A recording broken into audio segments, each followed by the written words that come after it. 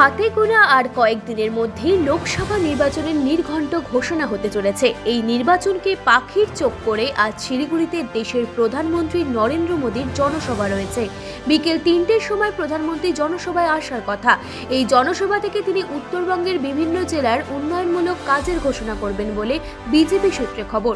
পাশাপাশি বেশ কিছু নতুন কাজের শিলান্যাস সহ রয়েছে উদ্বোধন পর্বও। শিলিগুড়ির কাছে কাওয়াখালী মাঠে তার জনসভা। এই জনসভা ঘিরে ইতিমধ্যে গোটা এলাকাকে নিরাপত্তার চাদরে মুড়ে ফেলা হয়েছে। প্রধানমন্ত্রীর ফেস্টুনে সাজানো হয়েছে জনসভা চত্বর সহ শহর শিলিগুড়িকে। প্রধানমন্ত্রীর এই জনসভায় উপস্থিত হওয়ার জন্য দার্জিলিং, জলপাইগুড়ি সহ বেশ কিছু জেলার নেতা কর্মীরা প্রস্তুতি শুরু করে দিয়েছে।